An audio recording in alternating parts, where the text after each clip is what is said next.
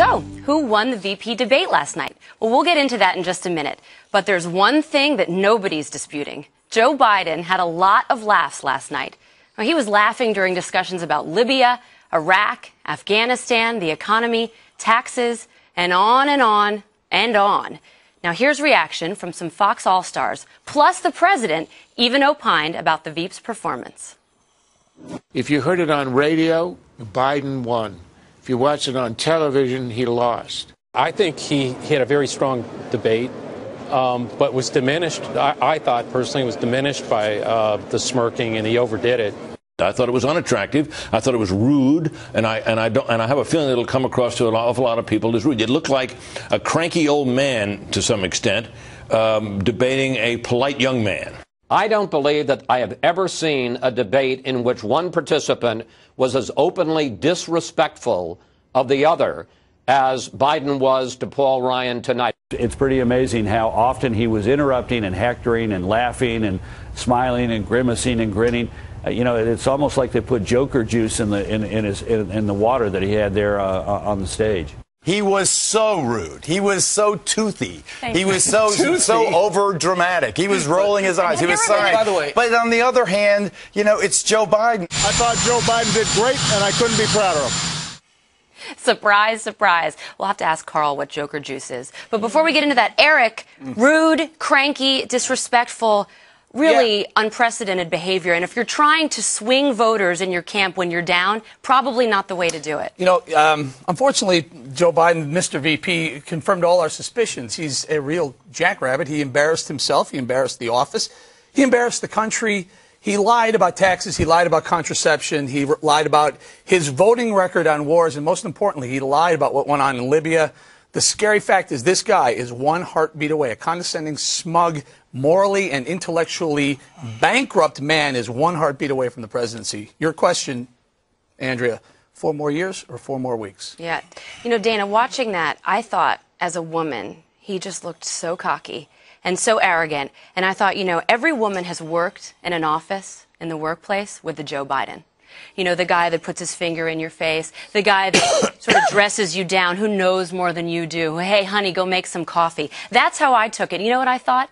If he's going to behave that way in public with millions of people watching, how does he behave in private? Mm-hmm. Well, I actually, it's a great question. I mean, that kind of behavior, gee, would any of us ever have experience like that? Just kidding. Bob. When I was watching it, I found myself not hearing Ryan's first 2 sentences of every answer because I kept saying, did that really just happen? Did he really just do that? Was he just laughing? Did I mishear something? What is going on? A lot of the snap polls looking at for women that were watching it found all those things to be true. But look, those were all men that we talked about just now, the Fox All-Stars that were on last night. If the men felt that way, imagine how a woman feels. Let me just give you a piece of advice, guys. If, say that you're in your 60s, you're thinking you'd like to date again, if you want to know exactly how to turn off a woman, watch that debate last night and follow Biden's lead. And by the way, Paul Ryan, last time I checked, was a member of Congress. But the way he spoke to him, even the way he spoke to the moderator, he dressed her down. He had his finger in her face. He rolled his eyes. He was sighing. He was interrupting. And you know what? Every time Paul Ryan would respond, he did it so respectfully. And here's what happened, Brian. I want you to react when Paul Ryan actually tried to get him to stop interrupting him. Mr. Vice President, I know you're under a lot of duress to make up for lost ground. But I think people will be better served if we don't keep interrupting each other. Well, don't take all the 4 minutes then. So my reaction to this, that was a very good line he had, and Joe Biden came out to actually do what President Obama didn't do, and that was attack, make some points, and reaffirm everything. And by the way, just for the record, one time I asked you to make a coffee. I didn't know I called you honey, but that's the whole thing. And if at 60 I start dating again, I should really get permission from my wife, which you might be watching now, but I did take cable out of the house. But let me just first off just say that it's a shame because Joe Biden hurt himself. Because whether you believe him or not, he was in control of the issues, he was in control of the environment, he felt extremely confident, he was conversant in all areas. There was no part where he was on his heels. But his actions when he wasn't speaking spoke of somebody that was come off as bullying and distracting. And then when I saw Tom Brokaw this morning, hardly a Republican wonk, he said, you should not be laughing during a discussion about thermonuclear war with Iran. his content was good, but his demeanor was awful. He hurt himself, not with what he knew, but how he acted. Right. I wonder what the ladies of The View would have thought of his behavior. They would have loved it. They would have embraced it, I think. Well, because that's become the liberal stereotype. Just to dress people down and be cocky and rude and be arrogant. They think that it's actually funny and that it worked. If you watch the liberal networks, they think that he actually did a great job. I mean, one of the CNN analysts, Gloria Borger, who's a woman, Bob, she actually came out and said, yeah, not his best look. I mean, women are having a really offensive response to his behavior last night. Well, let me just take a counter view here. Joe did what he needed to do, and that was this was about a base debate. It was not about persuadables, number one. Number two, I agree that he probably went a little bit overboard with some of the hysterics. However, he did finally, with the moderator, what I've been trying to make this point on over again, exposed Ryan and Romney for what they are. They have no tax plan. They're not willing to talk about it, and exposed them on Medicare. Those two things he wanted to do, and the base is excited this morning. But, Bob, you've offended so many women in your lifetime. You would have not counseled. You wouldn't have counseled him, though, to behave like that. I know you well enough to know that you wouldn't have said that. I agree with Joe Trippi. I mean, I think the histrionics, or whatever you call it, is probably were not necessary. But on substance, he had Ryan on the defensive all night long. Can I ask Bob a question about that, though? Yeah. Would it have been a base debate if Obama had done better the week before? You know, no. Because Biden is trying to get out of the deficit that Obama created, failing in the first debate. I think that's exactly right. Then Biden had a different job last night. Actually, Paul Ryan's job was to appeal to seniors and to women. Mm-hmm. I actually think that he nailed that. And so, whereas some of the other lines, he might not have won the point, overall, he's winning. He won overall with his base, too. Eric, if the strategy is to rally the base, the base is women, the Democratic base, or they think. Remember the war on women? And they went into this. Pew Research found, Eric, that 51% of voters already had an unfavorable view of the vice president. He did himself no favors. That's an important poll because I bet you that number goes up after that because he was not likable. Everything he did, all the smiling, the smugness, the cutting off. He cut off Paul Ryan 82 times in 90 minutes. That's almost impossible to do. The other thing is, Wall Street Journal points this out.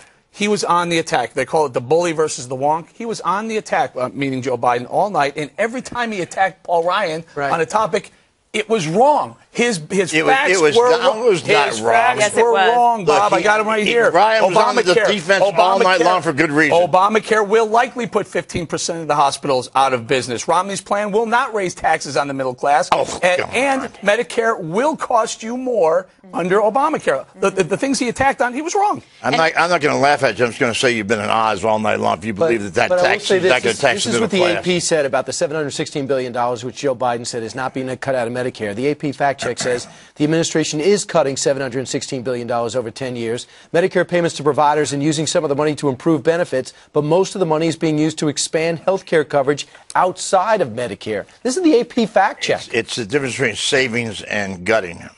No, well, okay. Well, if you want to use that measurement, then what Biden said at the end about Ryan cutting the budget was actually not true because Ryan, over the back and forth between Raddatz and Biden, says no. It's a 3% increase, not a 4.5% increase. That's a difference in the budgets. I get back to the point. But the other thing I thought was a great hit was when Ryan had to subject himself to admitting he was for the stimulus for his district. One, I agree. Two, that his Medicare explanation was just miserable. No, I agree with you on the first point. The first point you're right, Bob. You're acting like Joe Biden now. The stimulus moment was a moment of weakness for him. But I don't think he was off on Medicare whatsoever. No. I thought he gave a great description of it. But what troubled me the most was when they went into these serious and sensitive issues, not just the laughing. I just wish Paul Ryan, Brian, would have looked over at him and said, Joe, what do you think is so funny about 4 dead Americans or a nuclear-armed Iraq? I think he was stunned by it, to be honest. And he was trying to concentrate. It did throw him off a few times, especially those three. Give me an example. Give me an example. Give me an example. I'll give you an example. John F. Kennedy. Oh, now you're John F. Kennedy? No, you're not. You asked for an example. I gave you an example. You cut me off again. Brian, this is not Mrs. Federer's finishing school that we're involved in. Roger? No, not Roger Federer. There's a Federer school in Bethesda that does finishing for little boys and little girls, so they have their right manners and all the rest of that. This is big time What year did you graduate? And no, I didn't. I couldn't even get to the front door. Yeah. But the fact of the matter is that Ryan was so far out of his league last night that he finally stepped into something that he finally said, "Welcome, Mr. Ryan, to national politics." Out of his league in what? He wasn't out of his league anywhere, Bob. He was right on the. Unfortunately, the economy was only about 10 minutes of the 90 minutes. He was right on the economy. He was right on it. He had Joe Biden turning out. Give me the quote. Breaking news. He made Joe Biden break news last night, which we're going to get to. One of the most interesting things I've ever heard coming out of a debate, where a vice president saying, counteracting everything the president had said just the day. I know Dana keeps saying I repeat myself. I want you to give me one single sentence that Ryan said explaining his tax plan. He did. He said he was going to work with Congress after he and Romney were elected. When it came to closing the loopholes, here's the answer that Ryan should have said. With bipartisan support, that wasn't good enough for you? No, because the bipartisan support, Joe Biden pointed out that he was there when the last big bipartisan support. Yeah, but here's the unfortunate thing about was elected at the But here's the unfortunate thing like is that everything that they were hammering, and when I say they, I mean the moderator and Biden were hammering Ryan for, the president and the vice president are deficient on. A tax plan, a real budget that was passed. I mean, everything they were explaining or trying to nail him on, they didn't have any answers themselves. What are their plans to reform entitlements? It's an illusion. They have no tax plan. Don't you understand that? Let me tell you something else that happened last night. Last night, Joe Biden, he didn't even try to defend the last 4 years, and he certainly didn't give anybody any reason to vote for them for the next 4 years. There was not a single specific proposal as to why you should want us for another 4 years.